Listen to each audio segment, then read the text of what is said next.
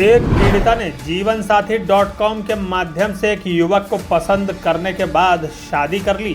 शादी के कुछ दिन तक तो सब कुछ ठीक चला, लेकिन उसके बाद पति ने षड्यंत्र करके उससे और लड़की के पिता से लाखों रुपए ऐंठ लिए। उसके बाद गुजरात में जाकर रहने लगा। इतना ही नहीं, गुजरात में उसने चोरी चुपके डाइवोर्स का एक केस भी फाइल कर डाला, जिसमें पत्नी का पता गलत डलवा दिया ताकि नोटिस घर तक पहुंचने न पाए। जब पीड़िता गुजरात पहुंची तब उसे केस के बारे में जानकारी हुई। इस मामले में अब पीड़िता ने नौबस्ता थाने में तहरीर दी है। पुलिस ने दहेज प्रतिषेध अधिनियम के साथ ही बीएनएस की 3 अन्य धाराओं के अंतर्गत आरोपी पति के खिलाफ एफआईआर दर्ज भी कर ली है।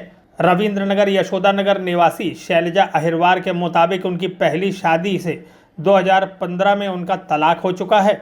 मार्च 2024 में ही जीवनसाथी.com नाम की वेबसाइट के जरिए उनकी मुलाकात राकेश नामक युवक से हुई। राकेश लालजी टोला सीडीए पटना बिहार का निवासी है। शैलजा के मुताबिक राकेश ने बातचीत में उसे जानकारी दी कि वो तो माता पिता के साथ पटना में नहीं रहता, बल्कि सूरत के गुजरात में गद्दा और कुशन बनाने वाली फैक्ट्री चलाता है। शैलजा के मुताबिक बातचीत के बाद राकेश ने शादी करने का प्रस्ताव रखा, जिसके बाद दोनों ने 19 जून 2024 को शहर के तपेश्वरी देवी मंदिर में विधिवत विवाह कर लिया। फिर 20 जून 2024 को कानपुर कोर्ट में मजिस्ट्रेट के सामने अपने विवाह का पंजीकरण भी करा लिया।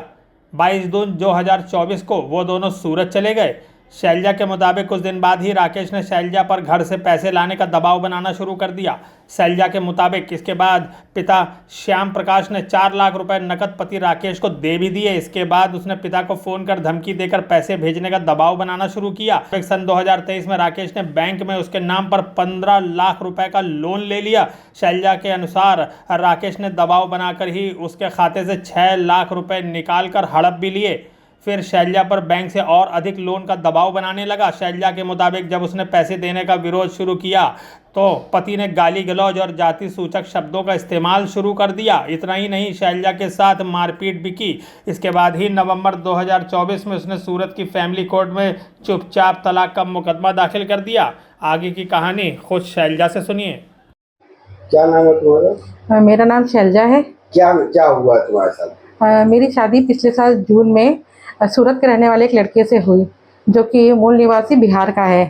लेकिन जब शादी के बाद वो मुझे सूरत ले गया। जब से शादी हुई थोड़े समय तो सही रहा, उसके बाद से ही कभी पापा से पैसे मांगो दहेज के नाम पे, कभी कैसे न कैसे पैसे की डिमांड करता ही रहा। पापा ने उसे पैसे दिए भी, उसके बाद भी रोज़ पैसे। जब उसे पता चला कि मैंने 2023 में कपड़े के लिए लोन करवाया था, जिसका पैसा मेरे पास था, तो वो बहाने से मुझसे वो पैसा भी लेता रहा कि मुझे दे दो, मैं अपने बिजनेस में लगाऊंगा, फिर तुम्हें वापस कर दूंगा, तब तक तुम्हारी किस्त भी भरता रहूंगा। 1 महीने उसने किस्त भरी, उसके बाद कोई किस्त भी नहीं भरी, ना कोई पैसा वापस किया। और अभी 8 मार्च 2025 को मुझे बेवकूफ़ बना के ये कह के कि तुम दूसरा मकान देखो जाके, हम किराए के मकान में रह रहे थे, ये महंगा पड़ रहा है, दूसरा देखो जाके। और जब मैं घर से निकली हूँ तो मुझे बिना बताए अपना सारा सामान लेके गायब। जब मैं घर पहुँची हूँ तो उसका सारा सामान गायब था।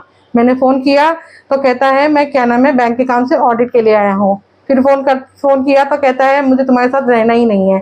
जब मुझे मेरा सारा पैसा हड़प लिया, मेरे पापा से सारा पैसा लूट लिया, बेवकूफ़ बना लिया, तो गायब हो गया। अच्छा, आपने इसकी बात पुलिस को बताई है? कहीं अदालत पास गई है क्या? मैं सूरत में भी 8 तारीख को गया है, तब से मैं सूरत के भी चक्कर काटे, पुलिस स्टेशन गई, कई बार महिला थाना गई, सब जगह गई, लेकिन कोई कार्रवाई नहीं हो रही। क्योंकि वो बीजेपी का कार्यकर्ता भी है, तो अपनी पहुँच लगा के आता, बुलाया जाता, आता, बड़े मजे से बैठता और चला जाता, कहता मेरा कोई कुछ बिगाड़ नहीं सकता क्योंकि मैं बीजेपी का कार्यकर्ता हूँ।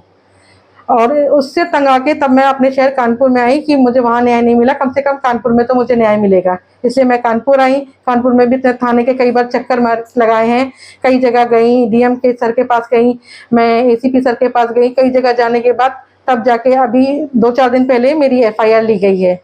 कौन से थाने में मुकदमा लिखा गया है? नौबस्ता थाने में।